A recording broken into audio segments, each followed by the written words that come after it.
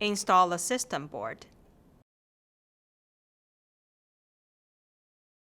Slide the system board to the rear of the server until the system board snaps into position. The new system board is engaged by the mounting stud on the chassis.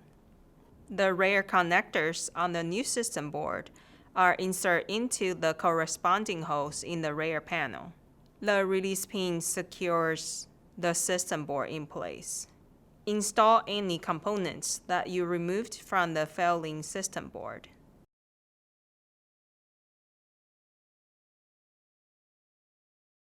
Install a top cover.